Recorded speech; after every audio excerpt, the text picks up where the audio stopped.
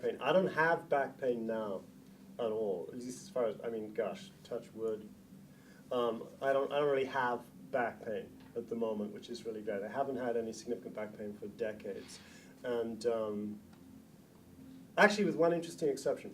So about 3 years ago, I started to study Bagua. Bagua Zhang is a Chinese martial art that involves a lot of high-speed twisting. And it's very intense for the body, and it's also incredibly strengthening and healing for the body. But one of the things that happens when you start practicing Bagua is if you have old injuries that have been encapsulated, sometimes it'll just pull them out. It'll just bring them out. Any Qigong practice, yoga practice, internal martial arts practice can do that. What I didn't realize 2.5 years ago was that some of the scar tissue, probably around the disc and in some of those little muscles around my lumbar spine, was actually encapsulated. It had actually never actually really healed at some deeper level. And so a couple of months into the Bagua practice, I experienced the whole back pain issue again as if it was for the first time. I dropped down on all fours. I couldn't move my body. I was out in the backyard. It was 2 in the morning. It took me 20 minutes to get in the house. I was just like, God, this is unbelievable. So much pain. And but I knew exactly what to do, because having treated other people's intense back pain for the last 25 years or something, I knew exactly what to do. I bought $400 worth of herbs the next day and took them all in like 10 days. And I didn't miss a day of work. I was actually up and walking around and fine within like 12 hours to 24 hours of taking all the herbs and doing certain exercises. And then the progression to healing was very smooth over the course of a month. And then my back just got stronger than it had ever been, kind of thing, and more flexible. I got more flexibility and more strength. And I felt like the healing had actually gone to a deeper level. It had actually popped open an encapsulated, maybe scar tissue encapsulated pocket inside my back, and then boom, healed it. And that's as a result of my Bagua teacher, Master Jia's Qigong system, which is known as Juju Yangsheng Qigong. Now, germane to the subject of this weekend, which is the spine and healing the spine and the energetics of the spine, Master Jia's story is very interesting. So Master Jia he's now 67, and he teaches here 3 days a week, and I study with him 3 days a week. And he is a 7th level Bagua master from Beijing, which actually, if you're in Beijing, that's a big deal. I mean, here it's like, well, what the heck does that mean? I mean, 7th level, whatever, right?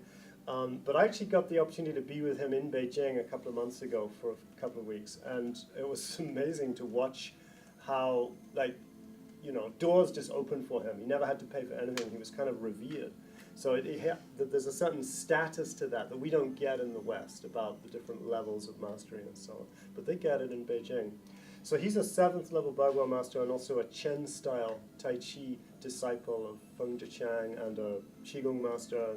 And he'd been studying martial arts since he was 6 years old, Chinese medicine for decades with one of China's great acupuncture masters, He Puran, and was just a full-time martial arts instructor and acupuncturist. And when he was 41, in a martial arts tournament, he had to pick up and throw a guy who was 50, 60 pounds heavier than him.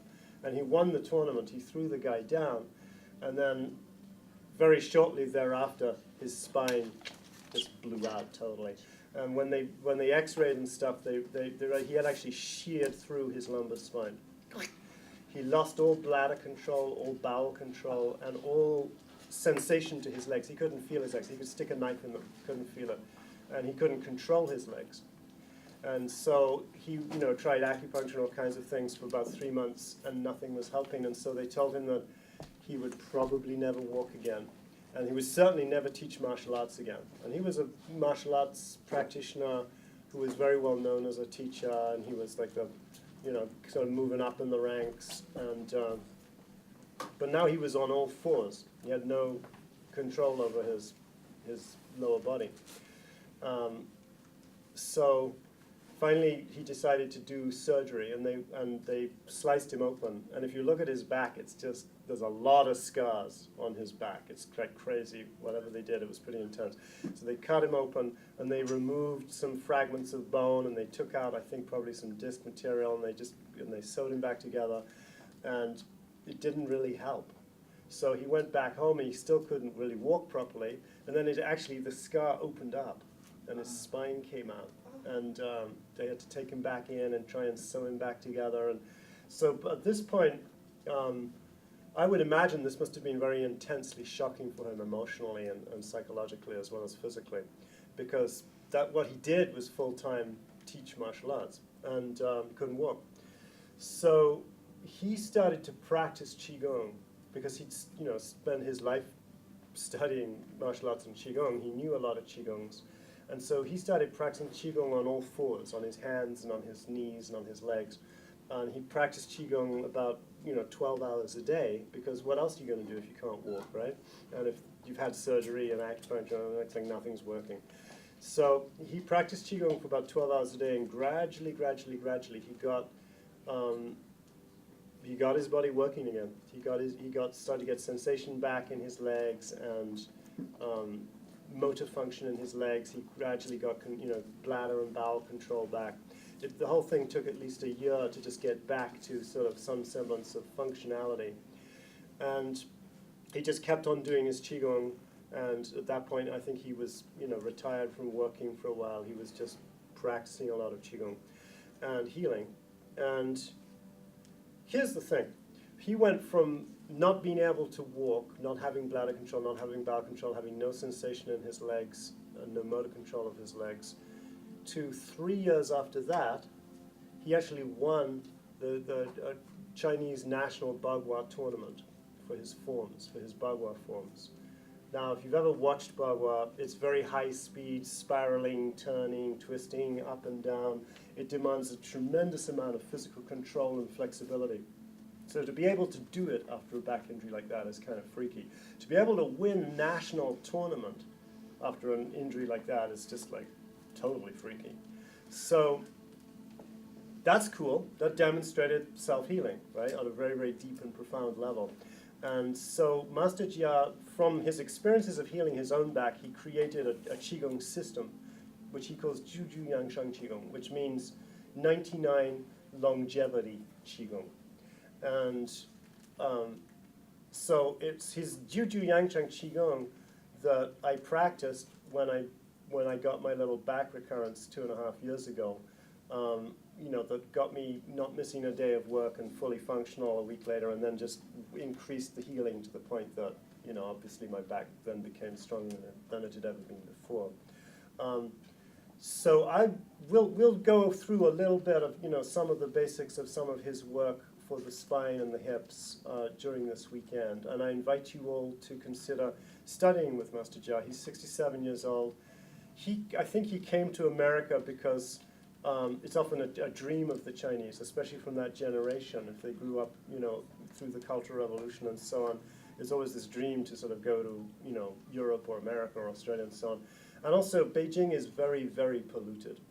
It's like way polluted. It's so polluted you can see the pollution inside the larger buildings quite often. And so, a lot of elderly people in China, people who are getting older, they all have chronic bronchitis, chronic lung problems. And, he's 67, and I think he might have just wanted to be able to breathe better. So he's now here, and he's very underutilized. We often only have 4, 5, 6, 7 people in a class with him, which is sad, actually, because of his level. And in China now, there are very, very wealthy people that have offered to build him an entire institute in a different city, not even in Tianjin, not even in Beijing, just to try and kind of lure him back. So he may not be here for that much longer, though right now he's here, and I think he wants to be here. So anyway, I just let you know about that opportunity, because it's great to study with him. He's got really lovely energy. He's very in his heart, and it's a great opportunity. So anyway, just let you know about that.